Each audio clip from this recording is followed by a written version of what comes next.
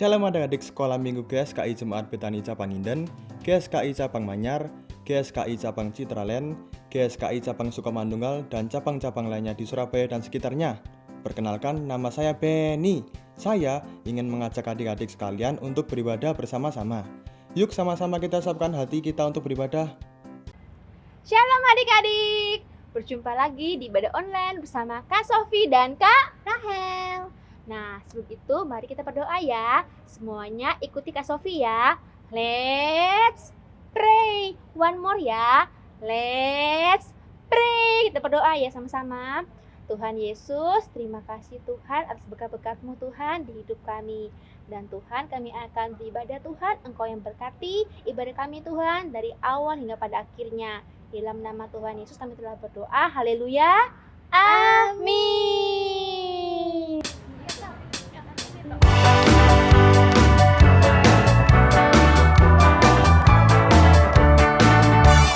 Baca kitab suci, doa tiap hari, doa tiap hari, doa tiap hari. Baca kitab suci, doa tiap hari kalau mau tumbuh, kalau mau tumbuh, kalau mau tumbuh. Glory haleluya. Baca kitab suci, doa tiap hari kalau mau tumbuh. Read your Bible, pray every day, pray every day, pray every day.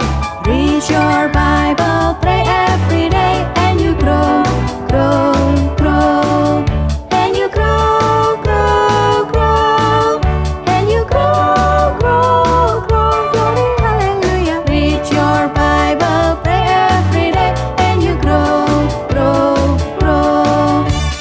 Read your Bible, pray every day, pray every day, pray every day. Read your Bible, pray every day, and you grow, grow, grow. Adik-adik pasti suka kan nonton film jagoan yang ada di film-film. Sayangnya cerita itu nggak ada di dunia nyata.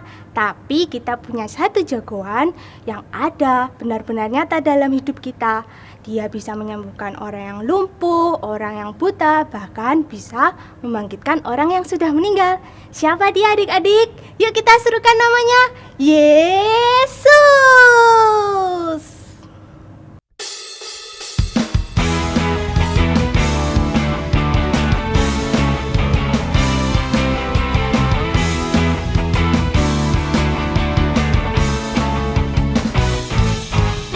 Hopilah hopipa, Yesus jagoanku.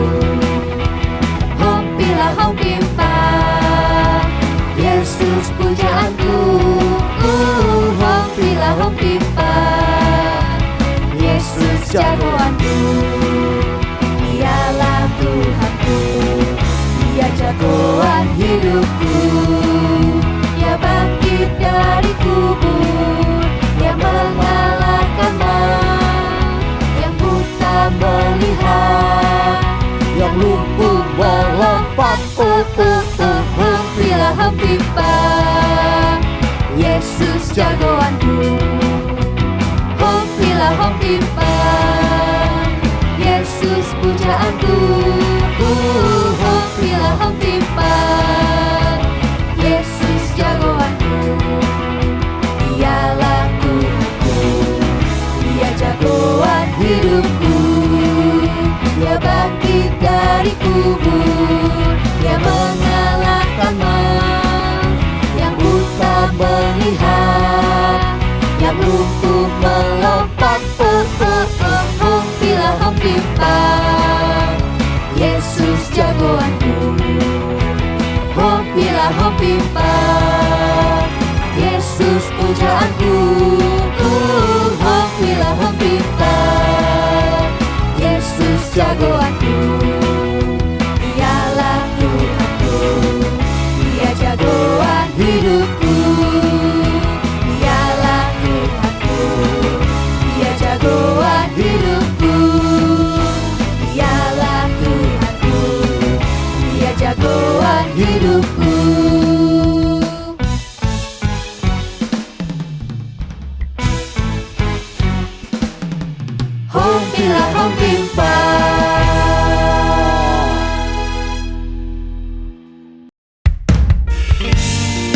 adik-adik, kita mau datang kepada Tuhan, kita masuk ke dalam hadirat-Nya, kita mau menyembah nama Tuhan bersama-sama.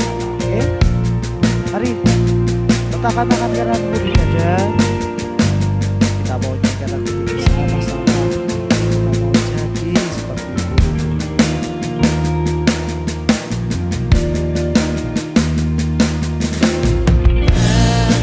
Kau setia, takkan meninggalkan, dan ku percaya Engkau milikku dan ku milikmu. Kerinduanku tinggikan namamu, karena ku tahu Engkau dalamku dan ku dalammu. Taruh tangan kananmu di dada dan nyanyikan. Ubah hatiku seputih hatimu, setulus salibmu, kasih-Mu Tuhan. Biar mataku seperti mata-Mu, pancarkan kasih-Mu. Ku mau jadi seperti-Mu. Mari kita mau lebih sungguh-sungguh lagi untuk menyembah nama Tuhan. Kita mau belajar bersama-sama lagu ini ya.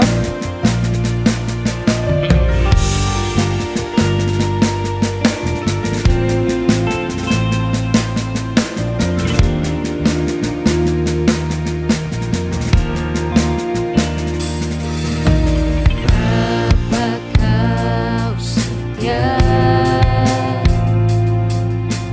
takkan meninggalkan,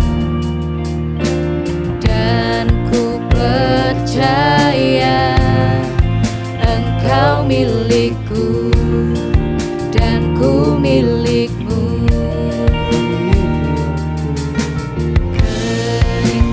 Kerinduanku tinggikan namamu, karena ku tahu Engkau dalamku dan ku dalammu. Sambil angkat tangan kananmu kita nyanyikan. Ubah hatiku seputih hatimu, setulus salibmu, kasih-Mu Tuhan. Biar mataku seperti mata-Mu, pancarkan kasih-Mu. Ku mau jadi seperti-Mu.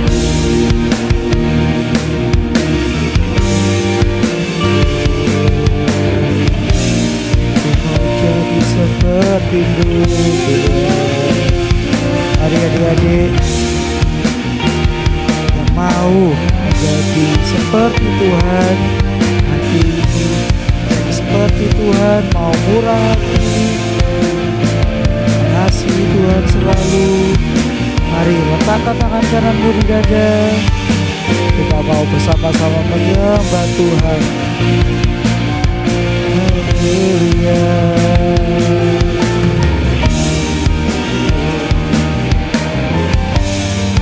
Terima kasih Tuhan. Terima kasih Tuhan. Ubah hatiku seputih hatimu, setulus salibmu, kasihmu Tuhan. Biar mataku seperti matamu, pancarkan kasihmu. Ku mau jadi,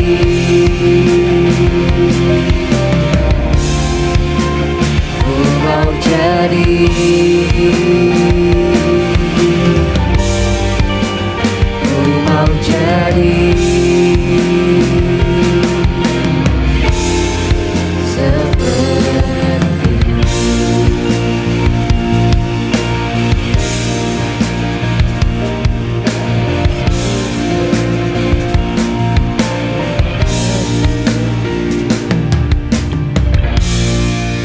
Halo adik-adik, senang sekali bisa berjumpa di ibadah online minggu ini.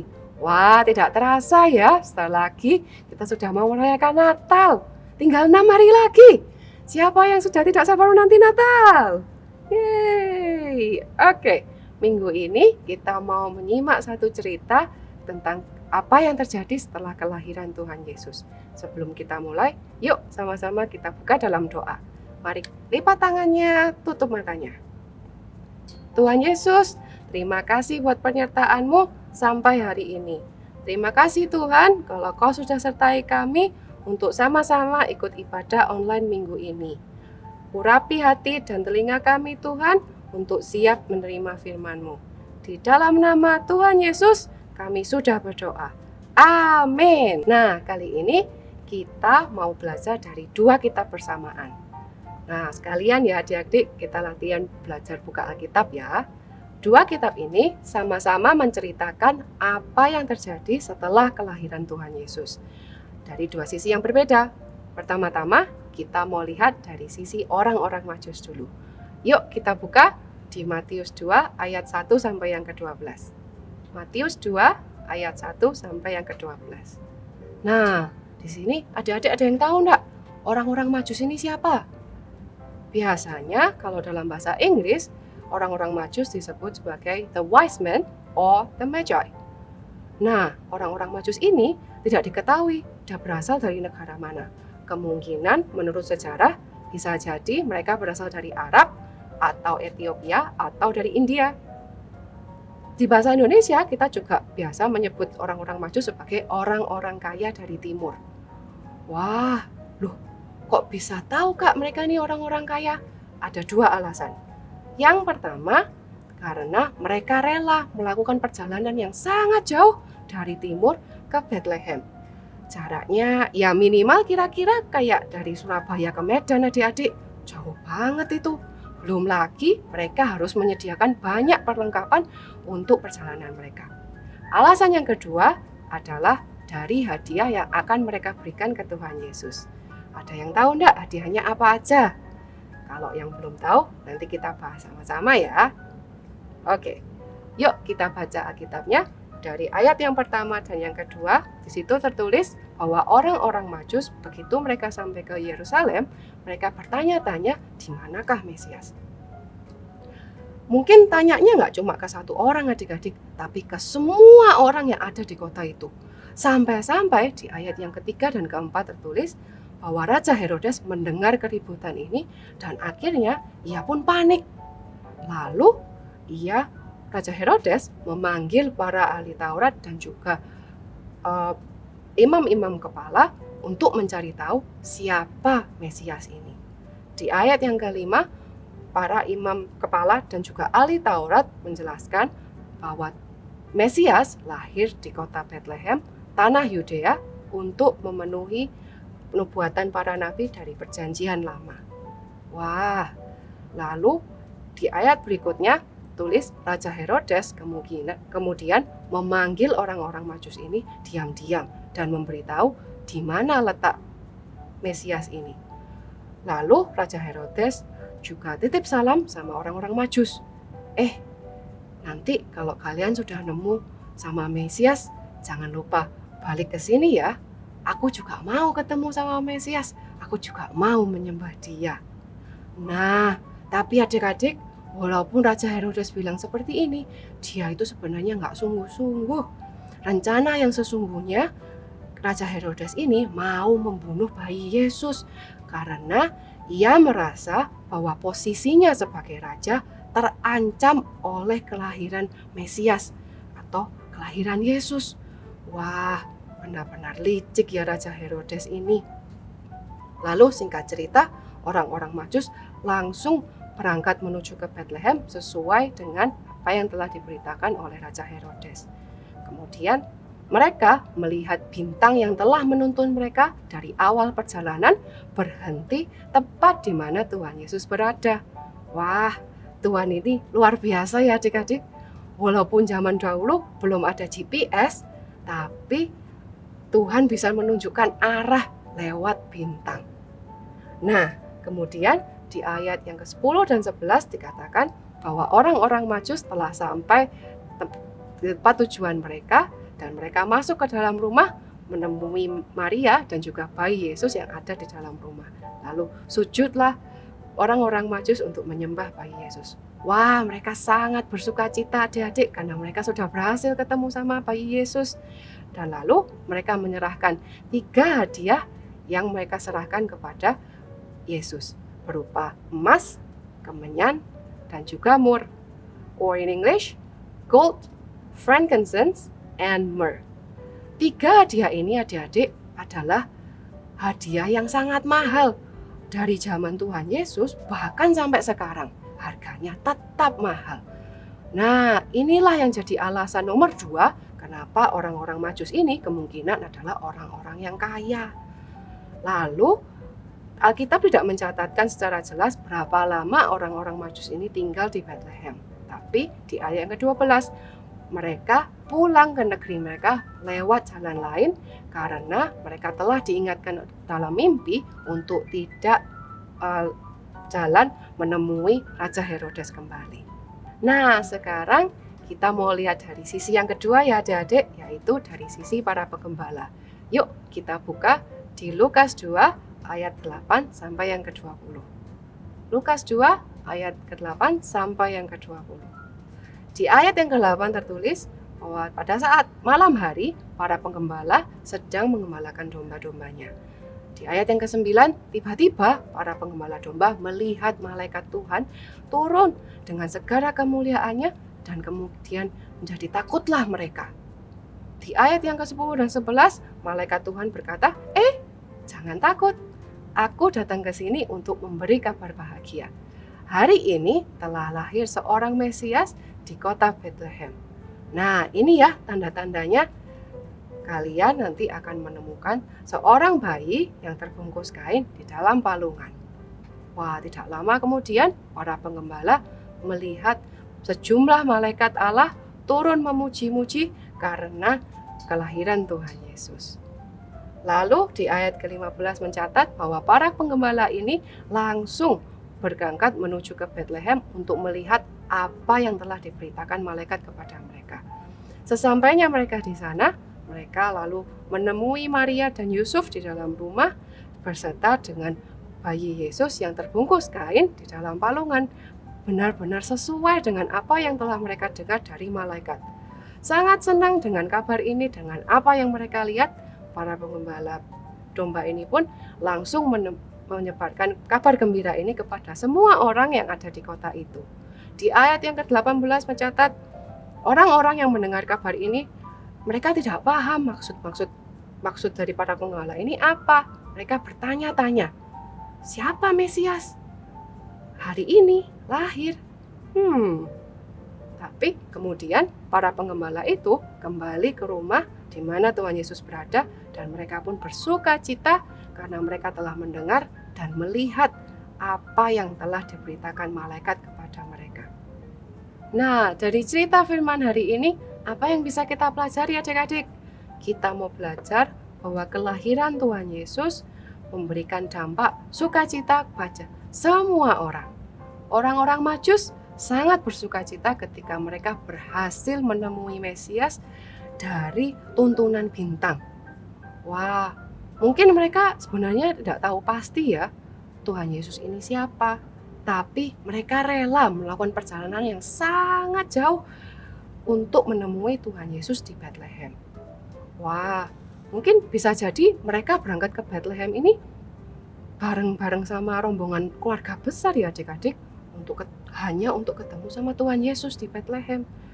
Belum lagi, selain mereka bawa hadiah yang mahal, pastinya mereka juga butuh bawa uang yang banyak dan juga perlengkapan-perlengkapan selama perjalanan. Wah, biasanya kalau melakukan perjalanan jauh, kalau pada zamannya Tuhan Yesus saat itu, pasti mereka menemukan banyak kesulitan dan juga banyak bahaya. Ini bukan perjalanan yang mudah adik-adik. Belum lagi, mereka hanya menggunakan bintang untuk menuntun mereka sampai ke tujuan. Kalau misalnya sampai salah baca bintangnya, wah, bisa-bisa nyampe ke kota lain, nggak nyampe ke kota Bethlehem. Wah, sulit ya.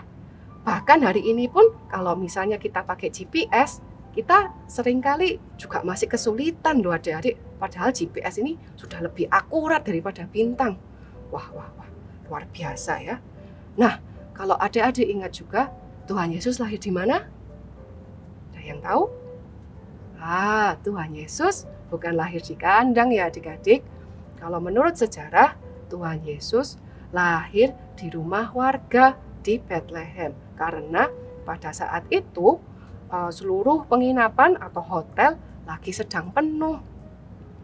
Nah, sekarang kalau kita pikir ya, Mesias ini kan raja orang Yahudi. Raja, tapi lahirnya kok numpang di rumah orang ya? Terus belum lagi mungkin rumahnya bisa jadi kecil adik-adik, bukan rumah yang besar. Wah, kalau kita yang jadi orang Majusnya, bisa-bisa kita ngomel sama Tuhan. Tuhan, ini kok katanya raja tapi kok lahirnya numpang di rumah orang, rumahnya kecil lagi. Wah, tapi iman orang-orang Majus ini hebat adik-adik. Mereka percaya apa yang mereka lihat lewat bintang, bukan apa yang ada di depan mereka. Dan pada akhirnya pun mereka berhasil ketemu sama bayi Yesus. Luar biasa ya. Nah, di sisi yang lain, dari para penggembala pada saat itu mereka sedang berada tidak jauh dari Bethlehem. Mungkin para penggembala domba ini tidak sekaya orang-orang Majus. Lagi pula, kita juga tidak tahu berapa banyak domba yang mereka gembalakan. Pada waktu mereka mendengar kabar bahagia dari malaikat, mereka cepat-cepat langsung berangkat menuju ke Bethlehem. Dan begitu mereka menemui Maria dan juga bayi Yesus di dalam palungan, sesuai dengan apa yang telah diberitakan malaikat, mereka pun sangat bersukacita dan memberitakan kabar gembira ini kepada banyak orang di sekitar sana.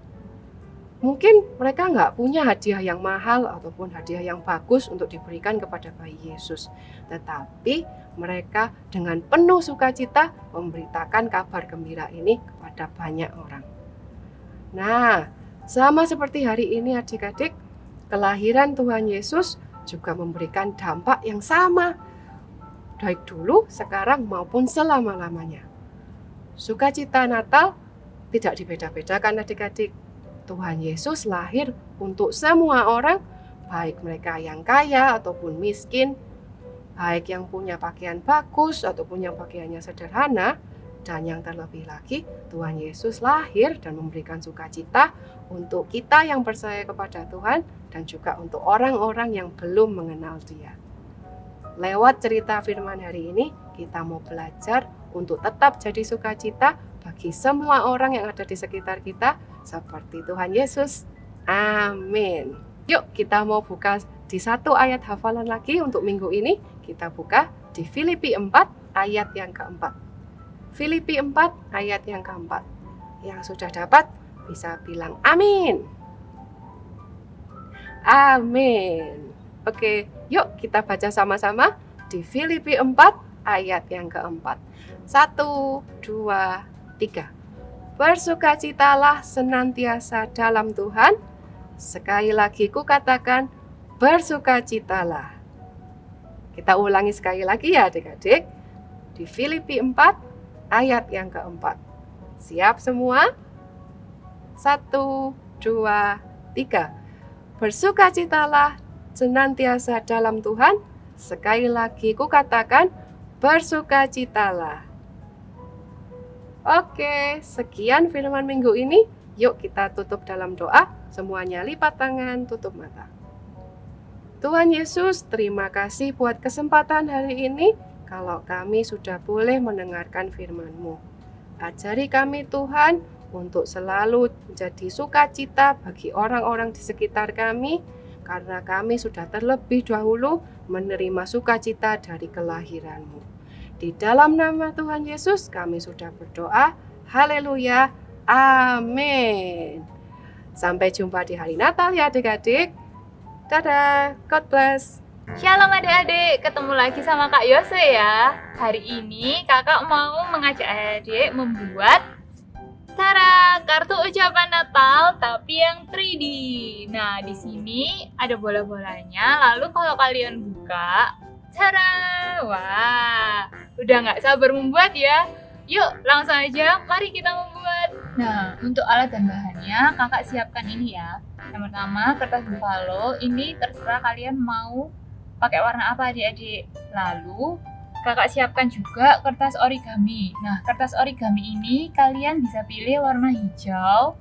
Hijaunya terserah hijau muda atau hijau tua dan juga warna coklat untuk bagian batangnya nanti.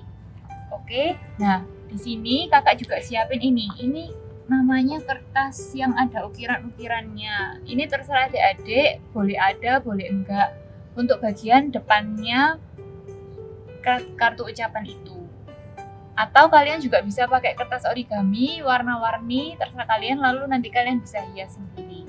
Lalu untuk alatnya kakak siapkan double tape, gunting, lem, spidol, dan di sini juga ada bolpen. Lalu ada pita juga adik-adik. Oke, mari kita membuat. Nah, yang pertama kalian ambil kertas buffalo, lalu kalian juga bisa ini. Bagi dua, kalian lipat ya. Yang kedua, kalian bisa ambil kertas origaminya yang warna hijau adik-adik. Kalian bisa lipat jadi dua lagi. Ukurannya terserah adik-adik, mau origami yang kecil atau yang besar juga terserah adik-adik ya. Sesuaikan saja. Kalian lipat jadi dua gini. Lalu kalian bisa gambarkan pohon Natal di kertas origaminya ini. Kalau kakak akan buat kira-kira aja langsung. Nah, udah jadi seperti ini adik-adik. Kalian gunting aja. Nah, udah jadi seperti ini adik-adik. Kalian bisa ulangin step-step tadi dari membuat origami, dilipat dua dan digambarkannya. Lalu kalian gunting. Dan ini kakak sudah siapkan. Yang ini adik-adik kalian lipat seperti ini. Yang ini kalian juga lipat seperti ini. Lalu kalian bisa satukan seperti ini. Nah, ini kalian tempel double tip-nya.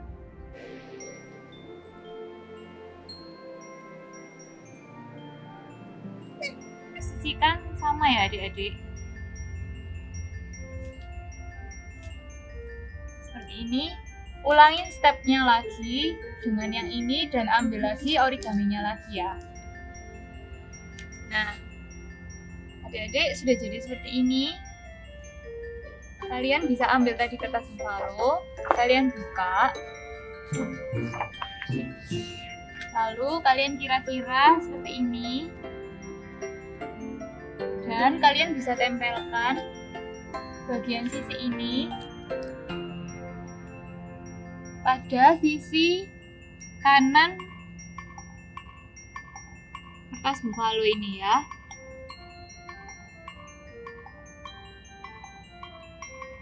sisi satunya juga adik-adik ditempel. Nah, kalau kalian buka akan jadi seperti ini. Nah, kayak gini adik-adik. Nah, udah jadi seperti ini, kalian bisa ambil origami warna coklat kalian. Nah, kalau untuk origami coklat ini kakak mau buat batang, kalian bisa lipat jadi dua. Lalu kalian lipat lagi jadi setengahnya gini ya adik-adik.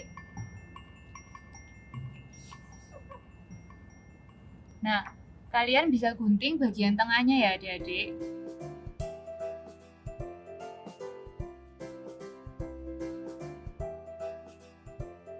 Kalian bisa lipat jadi dua adik-adik kayak gini. Lalu kalian bisa lipat lagi dan dilipat lagi adik-adik. Nah, sudah jadi seperti ini. Kalian buka ya. Buka semua. Terus kalian bentuk seperti kalian membuat kipas. Yang pertama, ini dilipat ke dalam. Lalu ini dilipat ke luar, berlawanan arah. Dalam lagi. Luar. Dalam. Luar. Nah, sudah jadi seperti ini adik-adik. Nah, kalian ambil lagi kertas yang tadi, lalu kalian bisa tempelkan batang kalian tadi ya, dengan lem lagi adik-adik. Dilem di satu sisinya, pelan-pelan aja.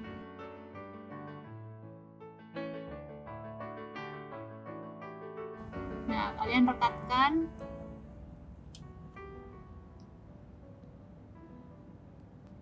Kalau dibuka seperti ini. Nah, sudah jadi adik-adik. Sudah jadi seperti ini, kalian singkirkan lagi. Lalu kalian bisa ambil kertas ukir kalian. Nah, kalau kakak ini pakai bunderannya pita ini adik-adik. Kakak sudah siapkan. Setelah kalian buat polanya, kalian bisa gunting. Jadinya akan seperti ini. Dan kakak buat jadi dua ukuran adik-adik, besar dan kecil. Lalu, seperti tadi, kalian ambil satu, kalian lipat jadi dua, kayak gini. Ambil lagi, lipat jadi dua. Lalu kalian satukan, ambil lagi, lipat jadi dua. Kalian satukan lagi, ulangin terus ya adik-adik. Nah, sudah jadi adik-adik. Untuk banyaknya kertas ini, kalian bisa sesuka kalian. Ya bisa 6, bisa 7, bisa 8, terserah kalian. Nah, sudah jadi bola seperti ini, kalian ambil yang kecil dan kalian ulangin step yang tadi ya. Nah, jadi udah jadi nih. Kalian bisa ambil lagi tadi. Lalu, kalian bisa ambil pita kalian. Dikira-kira aja, kakak mau tempel pitanya segini.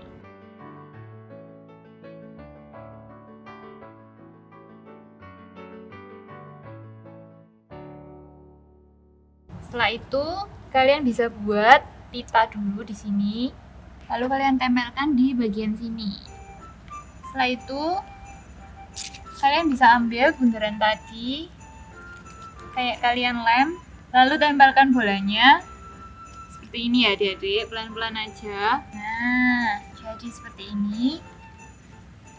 Lalu dikira-kira untuk sisi satunya, ini pendek aja kayak gini ya adik-adik.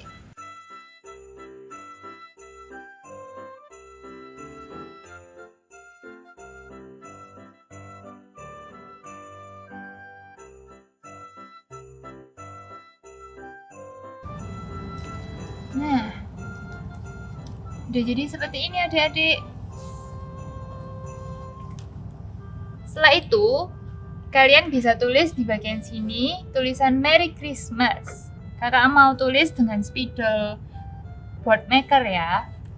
Lalu setelah jadi seperti ini, kalian boleh hias sesuka hati kalian. Mau kalian tempel manik-manik ataupun hias-hias dengan spidol warna-warni juga terserah kalian. Sudah jadi adik-adik kartu Natalnya kakak. Kalau dibuka bisa jadi seperti ini. Cara. Nah, terserah adik-adik, kalian bisa hias sesuka hati kalian ya. Nah, sudah jadi adik-adik, kalian bisa buat sendiri di rumah, lalu kalian post di Instagram dan jangan lupa tag @BethanyKidsMinistry. Oke, kakak tunggu ya adik-adik. Sampai jumpa minggu depan. God bless you. Adik-adik, siapa yang bersuka cita hari ini? Kita semua bersuka cita karena apa adik-adik? Karena Tuhan Yesus sudah lahir buat kita semua.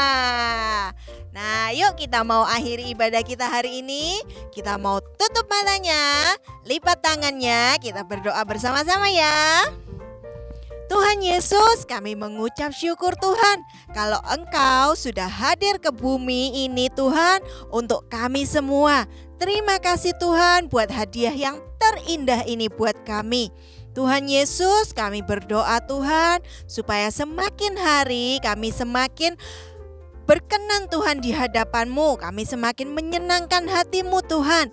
Lewat perbuatan kami, lewat perkataan kami, lewat pikiran kami, lewat kehidupan kami Tuhan. Kami mau memuliakan nama-Mu. Terima kasih Tuhan Yesus kalau Engkau sudah memilih kami untuk jadi anak-anak-Mu. Tuhan Yesus, kami mau serahkan kehidupan kami, keluarga kami, sekolah kami, semua yang kami punya Tuhan ke dalam tangan-Mu. Kiranya Engkau yang menyertai, Engkau yang memberkati, Engkau yang melindungi kami semua. Di dalam nama Tuhan Yesus Kristus, kami akhiri ibadah kami hari ini. Haleluya, amin. Sampai jumpa minggu depan ya adik-adik. Tuhan Yesus memberkati. Terima kasih telah mengikuti ibadah Bethany Kids Ministry. Jangan lupa like dan subscribe channel ini ya. Follow juga Instagram Bethany Kids Ministry. Sampai jumpa minggu depan. God bless you.